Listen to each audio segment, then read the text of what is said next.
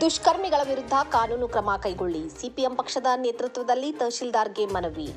ಬೆಳಗಾವಿ ಜಿಲ್ಲೆ ರಾಮದುರ್ಗ ಪಟ್ಟಣದಲ್ಲಿ ಸಿಪಿಎಂ ಪಕ್ಷದ ನೇತೃತ್ವದಲ್ಲಿ ಮಂಗಳವಾರ ಪ್ರತಿಭಟನೆ ನಡೆಸಿ ತಹಶೀಲ್ದಾರ್ಗೆ ಮನವಿ ಸಲ್ಲಿಸಲಾಯಿತು. ಬಾಗಲಕೋಟೆಯಲ್ಲಿ ಛತ್ರಪತಿ ಶಿವಾಜಿ ಜಯಂತಿ ಮೆರವಣಿಗೆ ವೇಳೆ ನಡೆದ ಕಲ್ಲು ತೂರಾಟ ನಡೆಸಿದ್ದ ದುಷ್ಕರ್ಮಿಗಳ ವಿರುದ್ಧ ಕಾನೂನು ಕ್ರಮ ಕೈಗೊಳ್ಳಲು ಒತ್ತಾಯಿಸಿ ಸಿಪಿಎಂ ಪಕ್ಷದ ಮುಖಂಡ ಜಿಎಂ ಜೈನೇಖಾನ್ ಮಾತನಾಡಿ, ಅನ್ಯ ಧರ್ಮಗಳನ್ನು ಪ್ರೀತಿಯಿಂದ ಕಾಣಬೇಕು. ಶಿವಾಜಿ ಮಹಾರಾಜರ ಶೋಭಾಯಾತ್ರೆ ಮಸೀದಿ ಹತ್ತಿರ ಬಂದಾಗ ಪೊಲೀಸರು ಶೀಘ್ರ ಮುಂದಕ್ಕೆ ಕಳುಹಿಸಬೇಕಿತ್ತು. ಅಲ್ಲಿ ಹೆಚ್ಚು ಸಮಯ ಶೋಭಾಯಾತ್ರೆ ನಿಂತ ಕಾರಣ ಕಿಡಿಗೇಡಿಗಳು ಕೋಮು ಸೌಹಾರ್ದಕ್ಕೆ ಧಕ್ಕೆ ತಂದಿದ್ದಾರೆ. ಘಟನೆಯನ್ನು ಕೆಲವರು ರಾಜಕೀಯ ಹಿತಾಸಕ್ತಿಗೆ ಬಳಸುತ್ತಿರುವುದು ಸರಿಯಲ್ಲ. ತಪ್ಪಿತಸ್ಥರು ಯಾರೇ ಇದ್ದರೂ ಅವರ ವಿರುದ್ಧ ಕಾನೂನು ಕ್ರಮ ಕೈಗೊಳ್ಳಬೇಕು. ಸರ್ಕಾರ ಮತ್ತು ಸಂಬಂಧಪಟ್ಟ ಇಲಾಖೆ ಅಧಿಕಾರಿಗಳು ಸೂಕ್ತ ಕ್ರಮ ಕೈಗೊಳ್ಳಬೇಕು ಎಂದು ಒತ್ತಾಯಿಸಿದರು. ಮುಖಂಡರಾದ ನಾಗಪ್ಪ ಸಂಗೊಳ್ಳಿ, ಮಾರುತಿ ಮುದುಗುಡಿ, ತುಳಸಮ್ಮ ಮಾಳದ್ಕರ್, ಫಾರೂಕ್ ಶೇಖ್ ಮತ್ತು ತೌಫೀಕ್ ಕುಕ್ಕಾಕ್ ಇತರರು ಇದ್ದರು. ಜಯಂತಿಯ ಅಂಗವಾಗಿ ಬಾಗಲಕೋಟೆಯಲ್ಲಿ ನಡೆದಿರುವಂತಹ ಶೋಭಾಯಾತ್ರೆ, ಬಾಗಲಕೋಟೆಯಲ್ಲಿರುವಂತಹ ಪ್ರಸಿದ್ಧ ಮಸೀದಿ ಆದಂತಹ ಬಂಕಾ ಮಸೀದಿ ಅಂತ ಹೇಳಿ ಹೆಸರದದ್ದು. ಆ ಬಂಕಾ ಮಸೀದಿ ಹತ್ರ ರಾತ್ರಿ 9 ಗಂಟೆಗೆ ಬಂದಿರುವಂತಹ ಶೋಭಾಯಾತ್ರೆ ಮೆರವಣಿಗೆ ರಾತ್ರಿ 10:30ವರೆಗೆ ಅಲ್ಲೇ ಕುಣಿದಾಡಿ ಕುಪ್ಪಳಿಸಿ ಪ್ರಚೋದನಾಕಾರಿಯಾಗಿ ಘೋಷಣೆಗಳನ್ನು ಕೂಗಿದ್ದರಿಂದ ಅಲ್ಲಿ ಯಾರೋ ದುಷ್ಕರ್ಮಿಗಳು ಕಲ್ಲೆಸೆದಿದ್ದಾರೆ ಅಂತ ಹೇಳಿ ಒಂದು ದೊಡ್ಡ ಗಲಿವೆ ಅಲ್ಲಿ ಆಗೈತಿ. ಇಲ್ಲಿ ಪ್ರಶ್ನೆ ಏನ್ ಕಾಣ್ತೈತೆ ಅಂತಂದ್ರೆ, ಯಾವುದೇ ಮೆರವಣಿಗೆ ಹೋತಂತಂದ್ರೆ ಭಾಳ ಆದ್ರೆ 5 ನಿಮಿಷ 10-15 ನಿಮಿಷ 1.5 ತಾಸು ಅಲ್ಲೇ ಒಂದು ಧಾರ್ಮಿಕ ಸ್ಥಳದಲ್ಲೇ ನಿಂತು ಒದರಾಡುದು, ಕೂಗಾಡುದು ಮಾಡೋದು ಇದು ಏನೈತಿ ಸರಿಯಾದ ಕ್ರಮ ಅಲ್ಲ. ಪೊಲೀಸರು ಯಾಕೆ ಅಲ್ಲಿ ಮೌನ ಆದರು, ಪೊಲೀಸರು ಆ ಮೆರವಣಿಗೆಯನ್ನು ಮುಂದಕ್ಕೆ ಯಾಕೆ ಒಯ್ಬಾರ್ದಿತ್ತು ಅನ್ನುವಂಥದ್ದು ಪ್ರಶ್ನೆಗಳನ್ನ ಕಾಡ್ತಾವ್. ಆಗಲಿ ಅಲ್ಲಿ ನೋಡಾಕ್ ನಿಂತವರು ಸಹ 5 ನಿಮಿಷ 10 ನಿಮಿಷ ನೋಡಿ ಅವ್ರವ್ರ ಮನೆಗಳಿಗೆ ಹೋಗ್ತಾರೆ.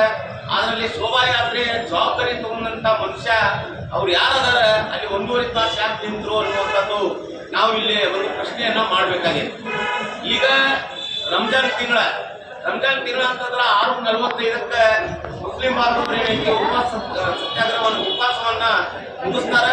ಮುಗಿಸಿದ ಮೇಲೆ ಅವರು ನಮಾಜ್ ಮಾಡ್ತಾರೆ. ರಾತ್ರಿ 10 ಗಂಟೆ 10:30 ಗಂಟೆಗೆ ನಮಾಜ್ ಮಾಡ್ತಾರೆ. ಅದೇ ಸಮಯದಲ್ಲಿ ಮೆರವಣಿಗೆ ಅಲ್ಲಿ ಯಾಕೆ ಬರಬೇಕು ಅನ್ನುವಂಥದ್ದು ಪ್ರಶ್ನೆ ಕಾಡ್ತೈತಿ. ಇದು ಮುಂದಾಲೋಚನೆ ಮಾಡಿ ಮೊದಲೇ ಲೆಕ್ಕ ಹಾಕೊಂಡು ಈ ಟೈಮ್ ರೋಜೆ ಬಿಡ್ತಾರ, ಈ ಟೈಮ್ ನಮಾಜ್ ಮಾಡ್ತಾರ, ಅದೇ ಟೈಮ್ ಹೋಗಿ ನಾವು ಪ್ರಚೋದನೆ ಮಾಡೋಣ ಅನ್ನುವಂಥ ನಿಟ್ಟಿನಲ್ಲಿ ಬೇಕಂತ ಹೇಳಿ ಅಲ್ಲಿ ಮೆರವಣಿಗೆ ಬಂದು ಅಲ್ಲಿ ಏನೈತಿ ಪ್ರಚೋದನಕಾರಿ ಅಲ್ಲಿ ಏನೈತಿ ಗಲಿವೆ ಆಗೈತಿ ಅಂತೇಳಿ. ಮುಸ್ಲಿಂ ಮೂಲಭೂತವಾದಿ ಆಗಲಿ ಅಥವಾ ಹಿಂದೂ ಮೂಲಭೂತವಾದಿ ಆಗಲಿ ಯಾರೇ ಗಲಿವೆ ಆಗಲಿಕ್ಕೆ ಪ್ರಚೋದನೆ ಯಾರು ಕೊಡ್ತಾರೆ ಅವರನ್ನ ಕೂಡಲೇ ಬಂಧನ ಮಾಡಬೇಕು ಮತ್ತು ಉಪರಿ ಶಿಕ್ಷೆ ಕೊಡಬೇಕು ಅಂತೇಳಿ. ಈಗ ಈ ಕಡೆ 8 ಮಂದಿಗೆ, ಆ ಕಡೆ 2 ಬಂಧನ ಮಾಡಿವ ಅಂತೇಳಿ ಹೇಳ್ತಾರೆ ಪೊಲೀಸರು. ಆದ್ರೆ ಪೊಲೀಸರಿಗೆ ನಾವು ಕೇಳ್ತೀವಿ, 1.5 ಗಂಟೆವರೆಗೆ ಆ ಯಾತ್ರೆಯನ್ನ ಮಸೂದಿ ಮುಂದೆ ಯಾಕೆ ನಿಂದಿರಿಸಿದ್ರಿ ಅನ್ನುವಂಥದ್ದು ಒಂದು ಪ್ರಶ್ನೆ ಕಾಡ್ತಾ ಇದೆ. ಏನಾದ್ರೂ ನೀವು ರಾಜಕೀಯ ವ್ಯಕ್ತಿಗಳ ಜೊತೆ ಶಾಮೀಲಾಗಿ ಅದನ್ನ ಕೋಮ ಭಾವನೆ ಕೆರಡುವಂತೆ ಕೈ ಜೋಡಿಸಿದ್ರೆ ಅನ್ನುವಂಥದ್ದು ಒಂದು ಭಾವನೆ ಕೂಡ. ಅದಕ್ಕಿಂತ ಎಲ್ಲಕ್ಕಿಂತ ಮುಖ್ಯವಾಗಿ ಏನಪ್ಪಾ ಅಂತಂದ್ರೆ, ಅಲ್ಲಿ ಬಾಗಲಕೋಟೆಗೆ ಚುನಾಯಿತರಾಗಿರುವಂತಹ ಮಾಜಿ ಶಾಸಕರು ಈಗ ಇಲ್ಲವರು ಉಲ್ಲಪ್ಪ ಮೇಟಿ ಅಂತ ಹೇಳಿ ಅವ್ರು ತೀರ್ಕೊಂಡಾರೆ. ಆ ಒಂದು ಕ್ಷೇತ್ರಕ್ಕೆ ಈಗ ಚುನಾವಣೆ ಐತಿ ಏಪ್ರಿಲ್ ತಿಂಗಳದಾಗ.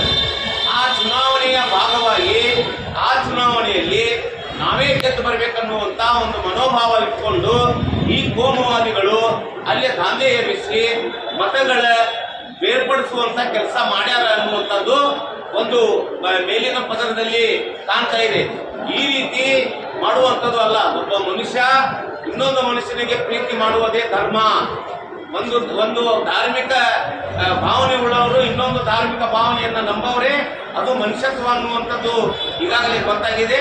ಮತ್ತು ಬಾಗಲಕೋಟೆ ಜಿಲ್ಲೆ ಇದು ಬಸವಣ್ಣನ ನಾಡು, ಬಸವಣ್ಣವರ ನಾಡು, ಬಸವಣ್ಣರು ಹುಟ್ಟಿದಂತ ನಾಡು.